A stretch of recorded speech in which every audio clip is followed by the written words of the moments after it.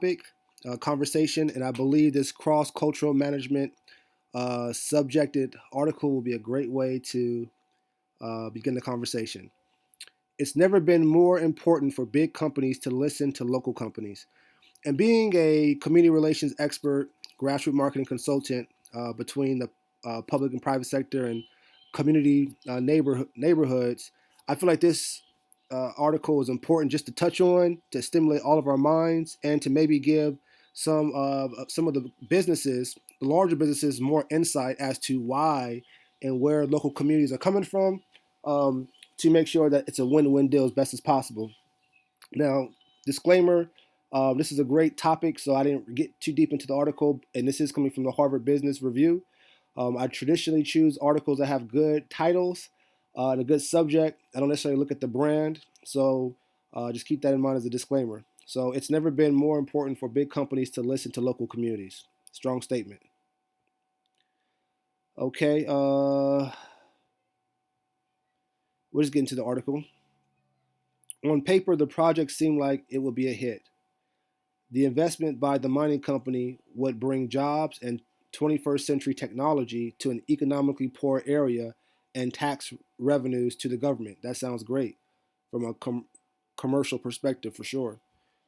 So, why were citizens blocking the roads and protesting in the streets, drawing considerable attention from NGOs and media and delaying and start from that sentence from top. So, why were citizens blocking the roads and protesting in the streets, drawing considerable attention from NGOs and the media and delaying the project?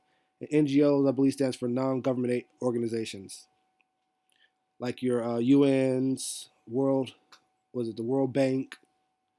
Uh, these are organizations that are nonprofit or social or public, if you will, but they're not government agencies. Um, This is, so feel free to look up NGOs and non government organizations. This is a familiar scene for companies building mines, pipelines, oil fields, and more recently, even renewable energy and large real estate projects. Look no further than the recent protest against the completion of the Keystone and Dakota Access Pipeline, or the opposition that stopped the development of the Cape Wind Associates offshore wind farm in Nantucket Sound. Now, these are traditionally the clientele that my firm deals with, organizations that deal with infrastructure development or urban core development, because they're so vital, obviously, for a nation or a country or a state to not only sustain itself, but also to grow and to stay competitive. So these are traditionally the industries the industries that get a bad rep. Conflicts like these with local communities are not only divisive, they are expensive. For example, the delays associated with social conflict at large mining operations can run in the vicinity of $20 million per week. According to our calculations, Energy Transfer Partners, the company developing the Dakota Access Pipeline, incurred over $80 million in damages as a result of a conflict with local indigenous communities that quickly escalated when activists joined the protest and opposition campaign. And I can speak wholeheartedly on this. Had a chance to experience and be a part of and advise and broker working relationships between these infrastructure institutions and community residents. And from a private sector perspective, there is money being lost every moment you are not able to move forward on your project. So you want to be able to make sure that your project is movable first and foremost by making sure that obviously, as you know, everything's within the guidelines of your local, state, and federal laws. And also, you want to have a conversation, obviously, with the community and neighborhood leaders. Ideally, neighborhood and community leaders, you have to be aware and not necessarily say accept, but almost just be aware of the fact that one, you have to have money with you in order to really play this game. For one, two, you have to make sure that the laws and policies are on your side. And obviously, you may want to have to take this all the way up to the Supreme Court. That's the beautiful thing about about the United States of America in regards to right, wrong, or indifferent. Every individual, to include local neighborhoods, have a right, if necessary, to take things to court. And it could take you all the way to the Supreme Court where decisions are made. But nonetheless, while that's happening, $800 million in damages and $20 million per week things of that nature are being lost. So it's a very big deal for these infrastructure institutions to really try to make sure that the community residents and leaders and neighborhoods are working with them to make sure they're not losing money. And that's why community relations is so important at the minimum.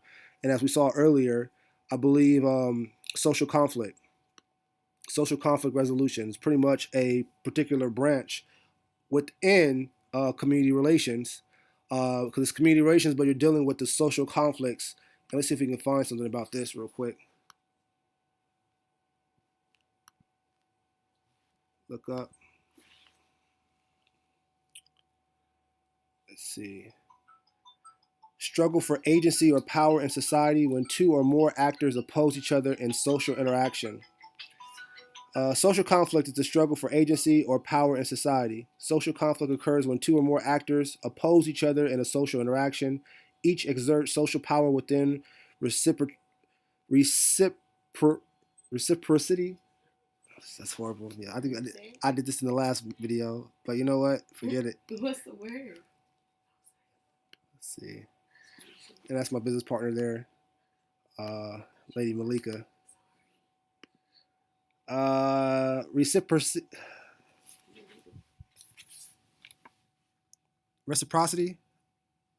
I don't know where I came from. Reciprocity. I'm gonna say it like that. Yeah, we're gonna roll with that. That's why it's important to make sure you stay literate in your reading. Each exerts social power with reciprocity in an effort to achieve incompatible goals whilst preventing the other from attaining their own. It's a social relationship wherein action is intentionally oriented to carry out the actor's own will despite the resistance of others. Clearly, the failure to recognize the risk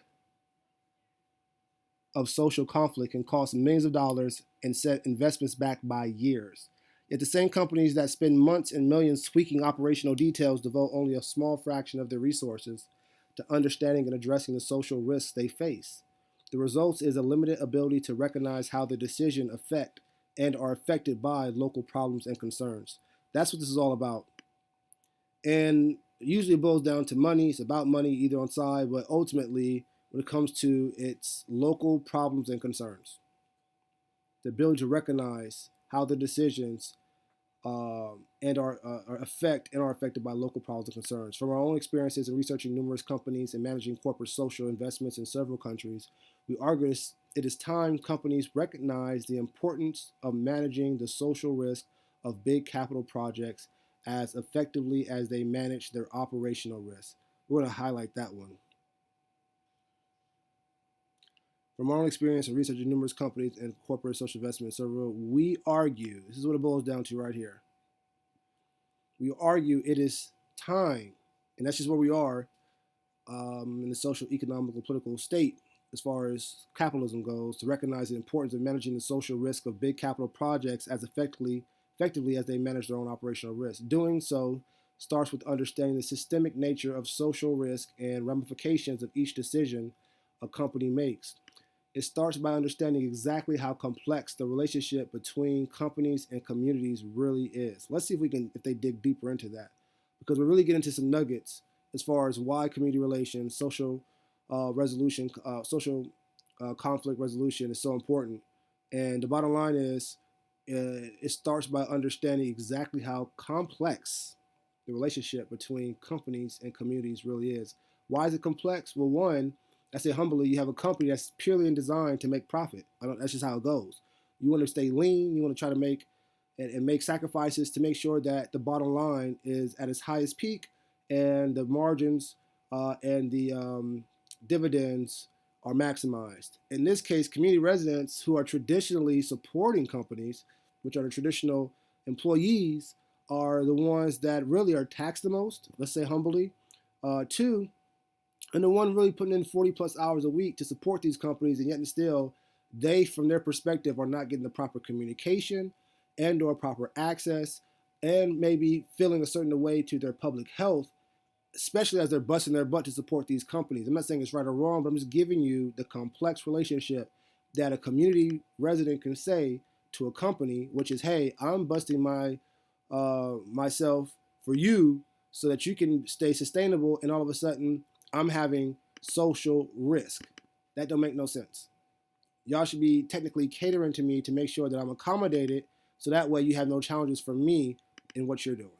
That could be a perspective. The difference between a well-endowed global firm and a community struggling with the problems of underdevelopment, which includes low income, unemployment, poor infrastructure, and social services, are striking, and yet most firms fail to recognize them. More commonly, the communities they enter become a brief set of bullet points for decision makers and read without developing a real grasp of the complex environments they're facing. And that's what people recognize the most when it comes to communities. And we're talking about companies and communities. The people really, it's all about honor. This is their domain.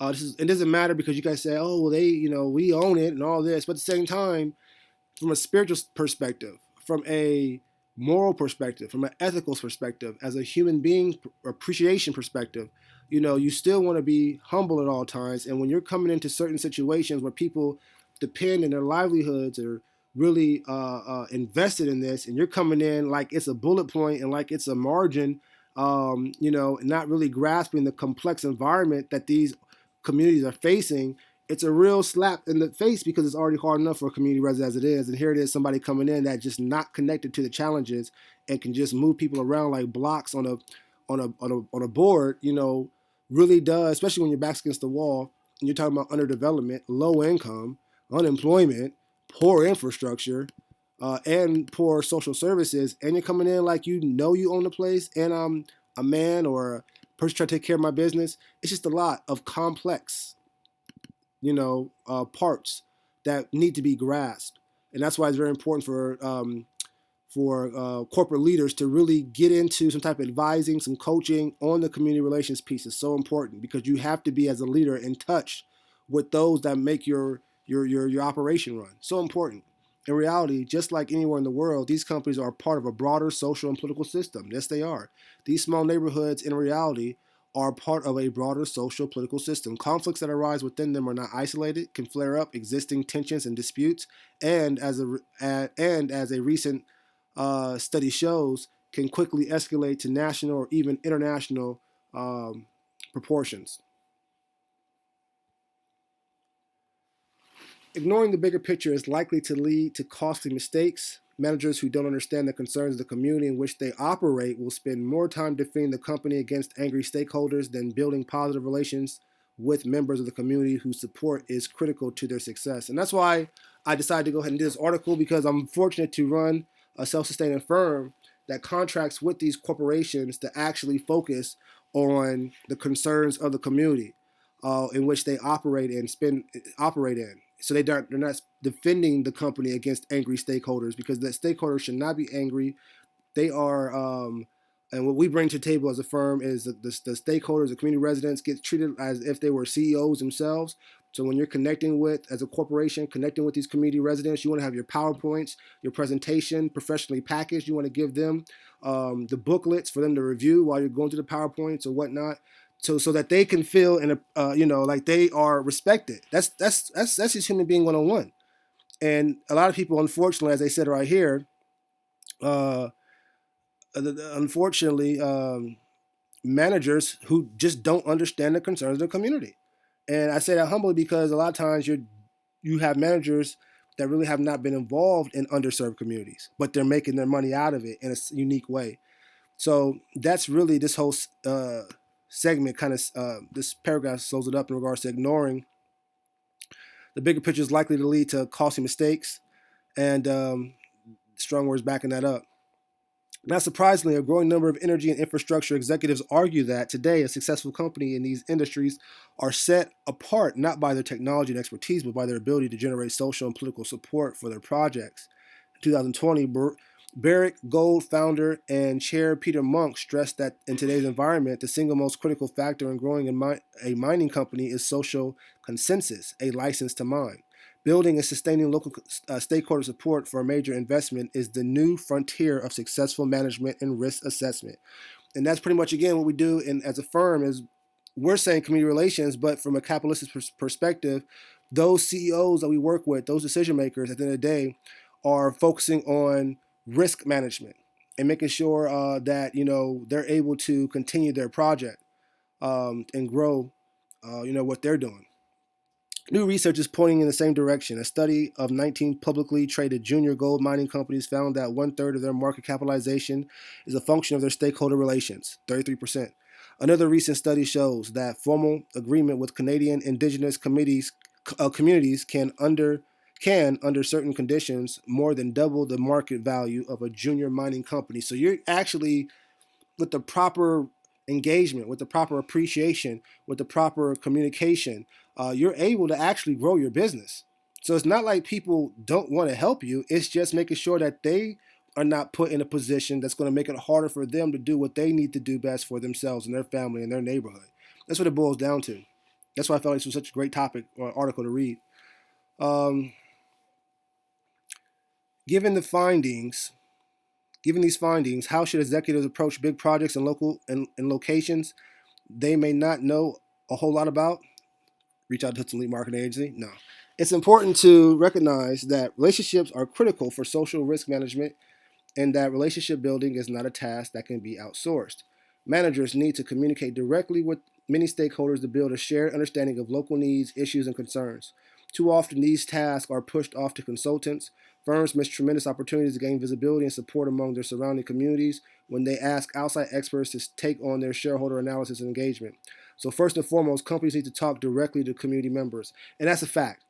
But not every company has time or nor the skills with people to do so. So that's why, worst case, always make sure you outsource to a strong consulting firm that is skilled in relationship management, social conflict resolution, and professional branding, and community relations and those things, because at least they're going to help position you to be in a positive light for in the community's eyes. So if you can't do it yourself, you definitely want to outsource, because if not, you're going to lose. And as you can see, that's dollars and branding going down. So in doing so, remember that perceptions are more important than polished presentations. Rather than presenting, now let me just, perception is more important than perception is more important than polished presentation. Businessmen and women, when it comes to the community. Rather than presenting reports commissioned by the company, a common approach, a more effective way to get local community on board is by discovering facts through collaborative analysis. Small research projects with broad stakeholder participation, for example, can bring together company personnel, local resident, and civil society groups to jointly gather information, analyze issues, and discuss potential solutions. Such engagements, while requiring minimal resources from the company, can build strong relationships in the community, correct misperceptions about the firm, and reduce conflicts that directly affect operations. So if you are a corporation, you just want to kind of copy and paste this whole area here. If you're a community organizer, you want to kind of keep this in the back of your mind as far as what you should be expecting from a company, and what you should be indirectly advocating and bringing forth to the table. Building multiple direct and inclusive channels. Building multiple direct and inclusive channels of engagement and communication with communities is so critical. And that's what our firm does for a living. And that's why I just wanted to just take time out, if nothing else, for people to get a real grasp on it for themselves, to really focus on, engagement, communication is so critical. Many firms tend to rely exclusively on working with a few leaders who are supportive of their project, and to shun the voices of protest, assuming that these represent a small, unreasonable minority. And that's a lot of times in politics, it spills over. That's why you have a lot of elected officials that usually don't get reelected, or you have people always running because it's a small group that's in, and basically they're the spokespersons, and they really at the same time don't represent, the individuals, but these corporations don't know. They're all over the place. They're just trying to find a local contact. And so they're assuming that this person is a legit way to go, and it's not always the case. Their support for a project will largely depend on how they're affected by it and whether they are regularly informed and engaged. Reaching this silent majority through an inclusive process built on open communication, participation, and collaboration with different stakeholder groups is therefore crucial for obtaining and maintaining community support. I just want you to read that one. Keep that in your heart. And refusing to engage with disagreeable protesters or activities rarely works as a strategy for managing social risk. Man up, be strong. It is almost always better to seek to understand the concerns and objectives of those opposing the investment than to withdraw, disengage, or refuse to comment. Yet, many companies assume that if they ignore the opposition, it will eventually go away. Often, however, these opposition gains momentum and conflict escalates, and managers have little choice but to publicly respond to the emergency crisis. Resources that could not have been devoted to engaging the community in a proactive and inclusive way are spent sometimes tenfold to react to the loudest group. So I just want you guys to really, again, grasp that piece right there. Often the opposition gains momentum. So it's almost better to seek understanding and concern and understand the concerns and objectives of those opposing the investment than to withdraw. Do not withdraw. Do not disengage. Do not refuse to comment, because then you're going to find yourself having to defend yourself, growing against a growing opposition of momentum, especially in a public light, defending to try to de-escalate. And no matter what, when you're a company trying to de-escalate in the public light, you're already losing, because as a capital leader, you should already be having enough money to be staying ahead of this, giving the people the respect that they deserve. That's how people come off and perceive it. So whenever you have to go on to defend yourself, you already started off on a wrong foot. You got to prevent. New tools for governing the relationship with local communities, such as community benefit agreements, memorandum of understandings, and multi-stakeholder agreements designed to document commitments, responsibilities, and benefits surrounding a large investment or resource development project are becoming more common too. They can help bring clarity to all involved and must be reviewed and renegotiated over time. I personally have experienced the journeys of the community benefit agreement here in Nashville. There was a big situation that happened dealing with the company and the development, and it required come to find out, it ended up requiring a community benefits agreement. I think that was one of the first times it was brought to the city as far as that type of situation. And guess what? The community benefits agreement was agreed upon, to where now over years and times that company has to be accountable in a way to the community residents. And it's a humbling situation for big time executives to have to answer to the people that technically do not have the same amount of money as them. And a lot of times money is represented not all the time, but most times, as the ideas. Your money is based upon you having the ideas as well as the actions to get things done. And that could be, and from a physical capitalistic perspective, that could be measured as far as how you're able to be a natural survivor. So basically, if you're not having no money, to some people, you're not someone that could survive. So why am I dealing with you in that regard? Not all the time, but that's a perspective. Finally, keep in mind that rethinking community engagement requires a considerable mindset change for most companies, from an obsession with policies and best practices to a focus on the people who can make them work.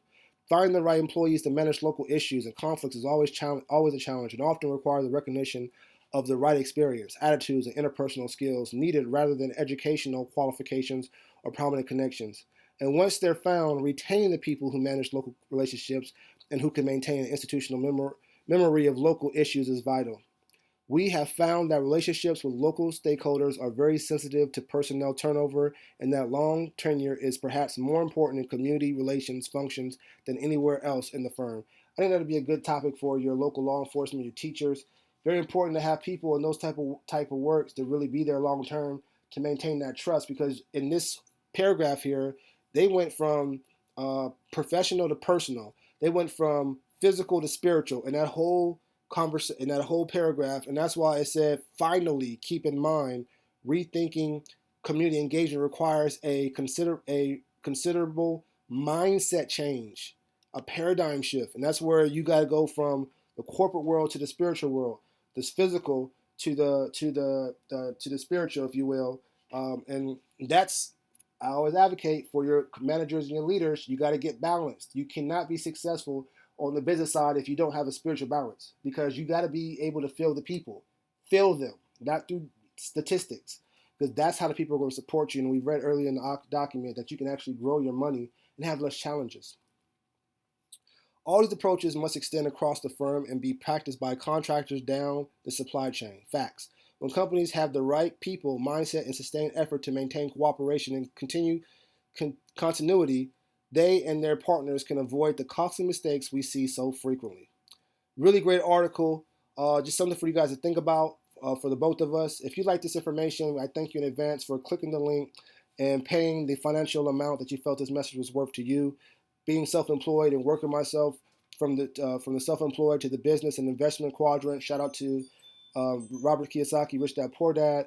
I have to make sure that I'm supporting myself. So thank you, and my families and my team. So thank you for clicking that link and sharing and donating what you felt this message was worth. I look forward to the next article. This was a great article by the Harvard Business Review. Shout out to Sinziana, Dorobantu, and Dennis Flemming for creating this article. And we look forward for you to join us at the next one. Talk to you soon.